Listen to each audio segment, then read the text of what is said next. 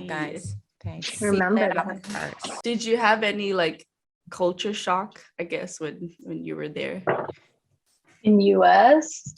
Yeah, you were there I think, Mhm. yeah, I was there for half the year. So, because in the grace period, we were traveling like to New York as well. So New York, so we took the subway, and then people can just randomly talk to you very openly about their life. Yeah. So one time, there was a random guy. He was telling us, I was with my friends, and he was like opening up like his heart and his story about how he got cheated on his wife with his best friend. Straight to the point. Yeah, straight to the point. And then he had to leave to the next stop, and then he was like, "Oh, have a good day." I'm like, "Okay, I'll have a good one." So it's just like very random. Like I think that is one of the culture shocks. Yes, it's so true. It's true. They are very, I guess, how do you call those small talks? They're very good at it. But also just easy to talk to anybody. That's how my father-in-law is as well. Like we go to a supermarket, you always be like, "Oh, where is he? Oh, talking to someone." Of course he's talking to someone. Yeah, I know. Yeah, but in Asia, if you do that, it's like, yeah, it's like creepy. It's skeptical. Like, yeah. Here, if you don't reply here, they will think you're a weirdo. You know, like imagine if you're just a little bit more introvert. Like I feel like I am kind of like I always try to avoid speaking, and then but Uber drivers, oh my god, like talk. It's like you have to answer or not. You know, where are they going to drive you? You'll know their whole life story now. Yeah, it's a whole thing, right? You know, like if you order Uber, you should be able to choose like talking or no talking. But they don't care. Oh my god. Well, so cold water, like you have everything with ice.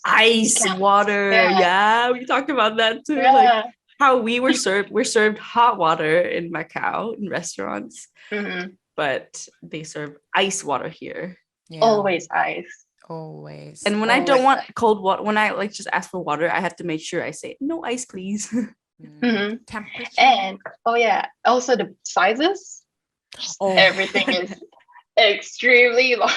And I forget that. Like, and my eyes is always bigger than my stomach. Like ever. But like here is even worse because I'm like, I want this, I want that one, and it's like comes in. I'm like, oh my god, this is huge. The bottles are like even bigger than your head. Yes. Yeah, I remember going to cinema, and then we have soft drinks, and this is like small, right? And it's refillable as well. So it's like you could just share it with your friend. Yeah.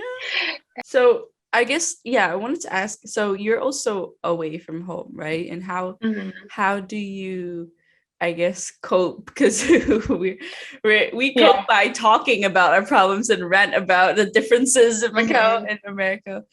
But how do you find yourself coping with it, or like? I just cry in the corner every night. That's the way to go, guys. High five. No, it can get like, it's exciting, right? Like you're out of Macau and you're like exploring new things, but then yes, you get like homesick. How do I cope? I think just like whenever I miss, I guess, food. That's why I got into like this cooking. I actually never got really into cooking because back home it was always my mom. Yeah. And it's like so intimidating to like cook in your mom's kitchen. Well, I don't know if it's the same with you guys because they don't allow you to be in the kitchens. Like, really? Don't touch this. Well, for me, I don't know if it's the same with you guys. My dad was a little bit like that. Like I was interested in cooking from a very young age, but my dad was like, get up. Let us cook. Yeah. I would cook something and my mom would never want to try it. She would just like look at it like, yes. Same. Yeah. And she wouldn't let me. And whenever I make something, she's like, what is that? What experiment is that? Anong experiment yan? And if she's quiet, it means it's good. Yeah. They never compliment. They'll just be quiet, like like a just subtle give the nod. approval. Yeah, it's like, it's edible. It's okay. Yeah, that's how I am with my mom. So, but I'm always have been very stubborn. And so I would just, even though she scolds me, I'm like, okay, I'm just gonna do it. So I keep going from that. Yeah. And then till now, that's how I cope. Like if I miss like some cooking from my mom, like I'll try to replicate it, but even though it's not as good, then I would go to Chinatown as well. Oh, you have Chinatown. You're in London. Yeah, we do. Yeah. Nice. Yeah, it's very authentic, and people there, it's like you feel like you're in Hong Kong. That's so cool. We love that. Yes. Yeah.